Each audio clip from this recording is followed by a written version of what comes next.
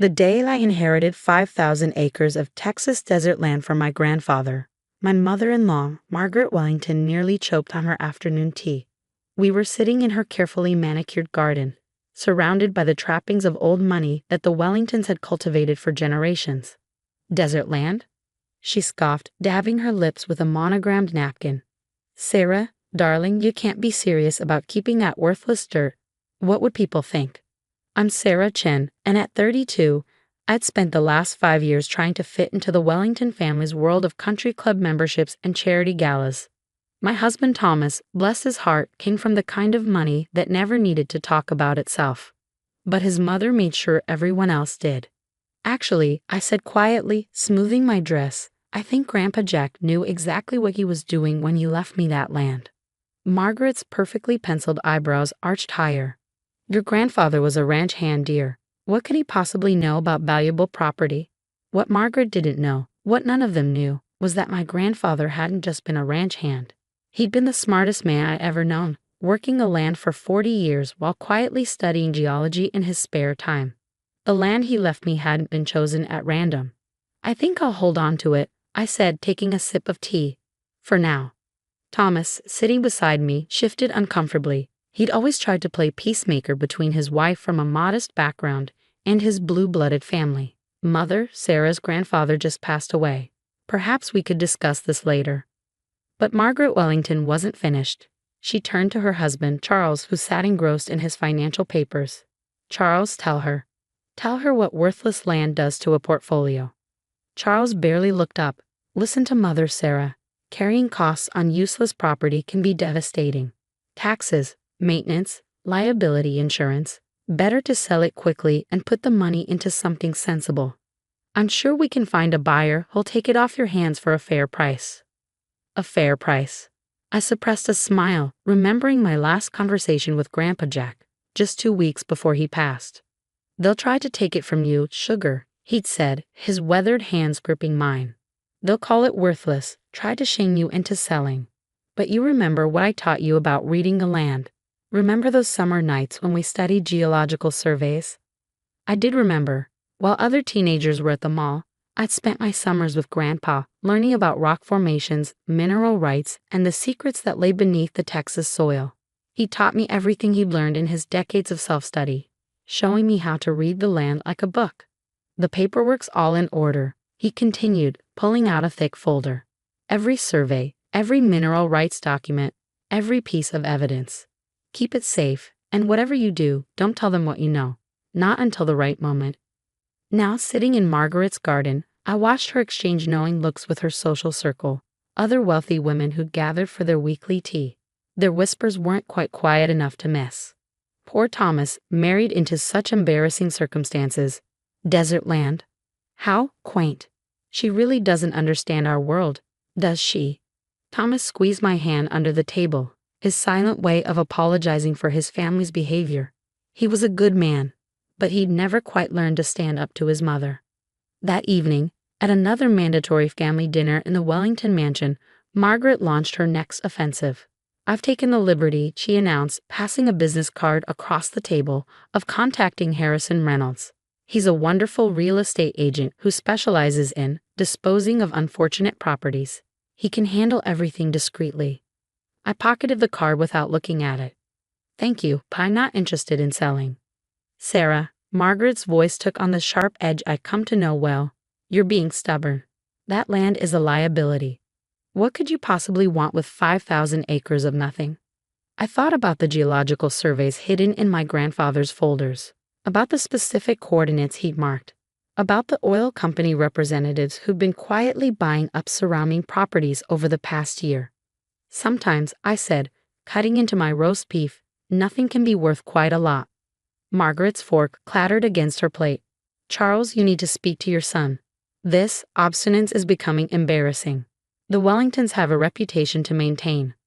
Charles Wellington finally looked up from his ever-present financial documents. Sarah, let's be practical. That land has no agricultural value, no development potential. It's a money pit. I'll make you an offer myself, $100,000. More than generous for worthless desert. I nearly laughed. The mineral rights alone were worth hundreds of times that, but they didn't need to know that. Not yet. That's very kind, I replied, but I think I'll keep my grandfather's legacy. The next few weeks were a parade of helpful suggestions and thinly veiled insults. Margaret invited me to lunch with her friends, all of whom happened to have brothers or cousins in real estate who'd be happy to help. Thomas came home with stories about investment opportunities his father had suggested once we liquidate that land. Even my sister-in-law Victoria got in on the act. Sarah, darling, she cornered me at Sunday brunch. You're not still holding onto that desert property, are you? It's becoming quite the topic at the club. People are concerned. I bet they were, especially since some of those same people had been quietly trying to buy up land in the area through shell companies. My grandfather's research had been thorough. He tracked every purchase, every shell company, back to their sources. But the real pressure started when Thomas came home one evening looking worried. Dad's concerned about the family's reputation, he said carefully. He thinks holding onto undeveloped land makes us look unstable. He's offering to bring me in as junior partner at the firm. But I need to sell the land first. I finished for him. He had the grace to look embarrassed. It would smooth things over.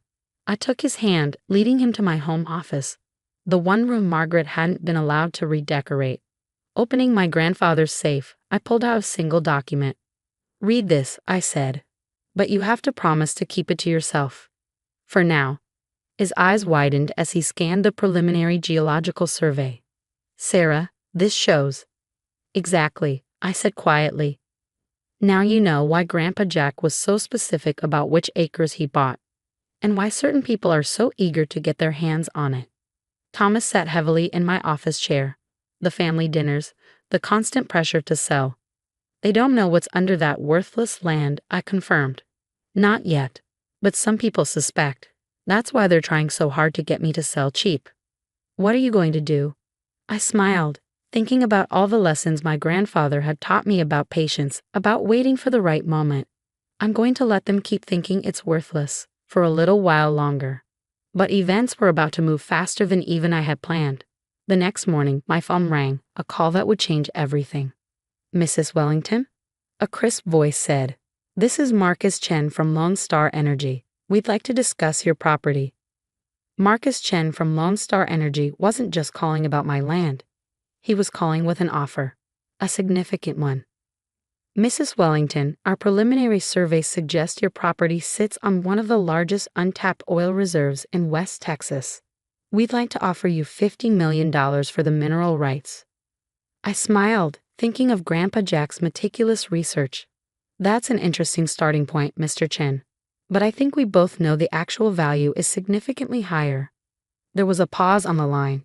You're aware of the geological surveys. My grandfather didn't just work the land, Mr. Chen. He studied it.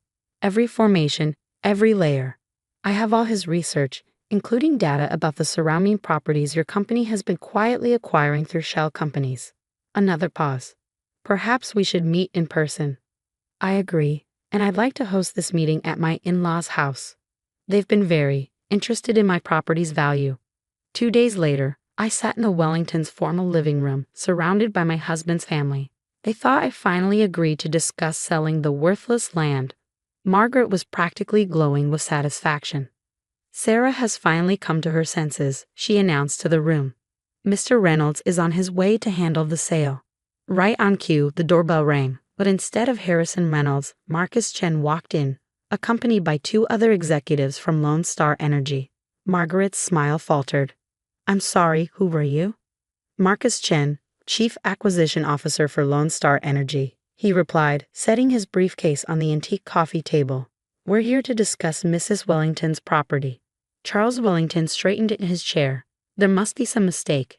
Sarah has agreed to sell that worthless desert land to. Worthless? Marcus raised an eyebrow. Mr. Wellington, are you aware that your daughter-in-law's property sits on approximately 300 million barrels of recoverable oil?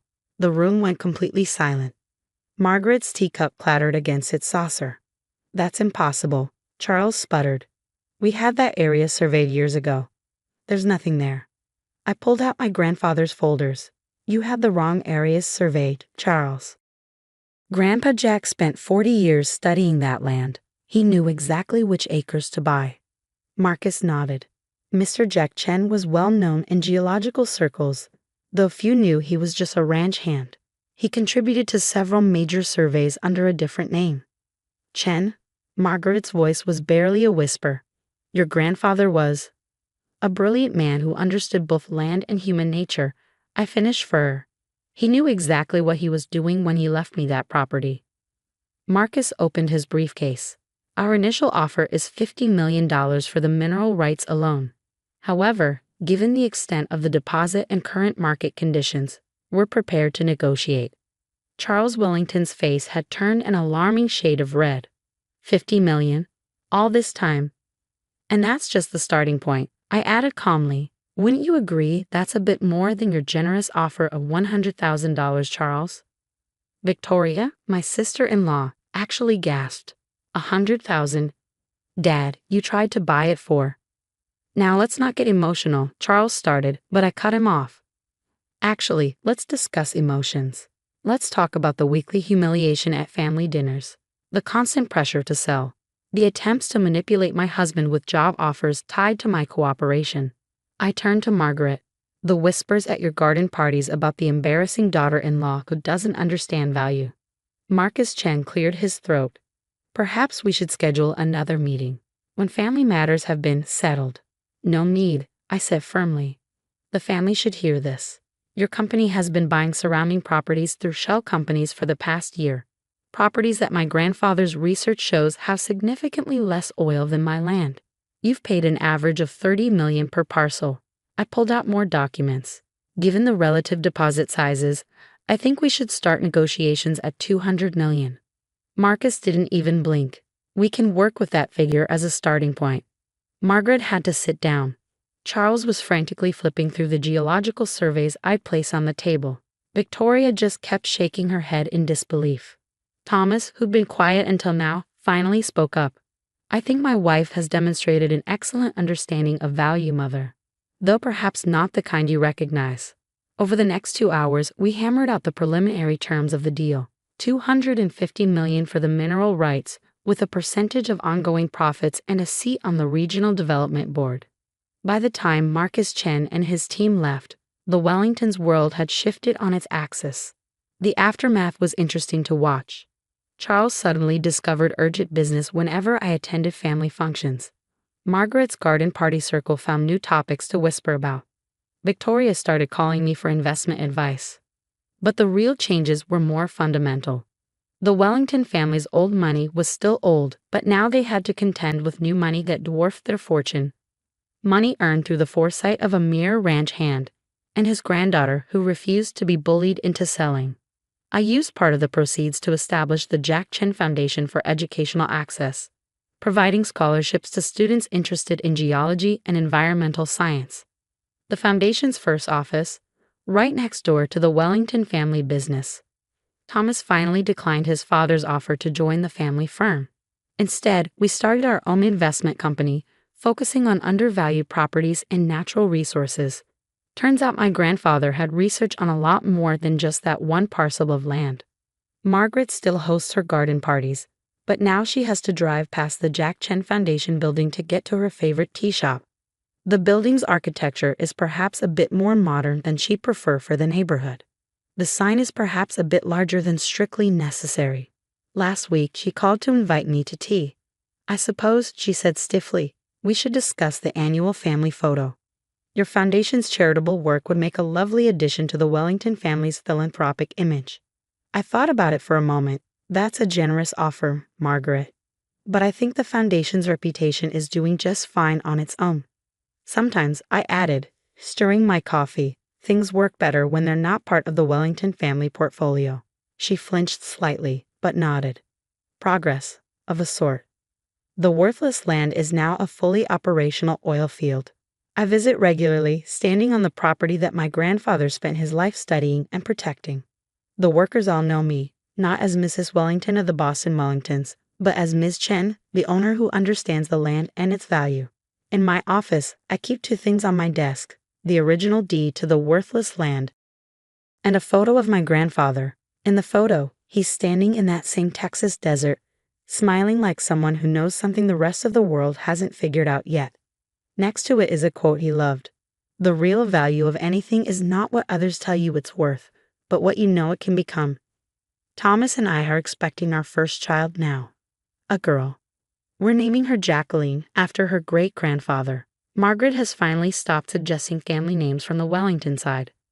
Sometimes, when I'm at the oil field, I walk to my grandfather's favorite spot, a high point overlooking the entire property. I think about the lessons he taught me, about patience, about knowing your worth, about letting others underestimate you until the perfect moment to prove them wrong. The land was never worthless, just like the people they look down on are never worthless. Sometimes the real value is hidden beneath the surface, waiting for someone smart enough to see it and strong enough to defend it. Margaret still winces slightly when someone mentions the Chen property, but she's learned to hide it better, especially since the foundation's annual charity gala became the most prestigious event in town, even more so than her garden parties. As for that initial offer of $100,000, I had it framed. It hangs in my office, right next to the final sale contract for $250 million. A reminder that value, like respect, isn't given. Sometimes you have to stand your ground and wait for others to realize what you knew all along. Grandpa Jack would be proud.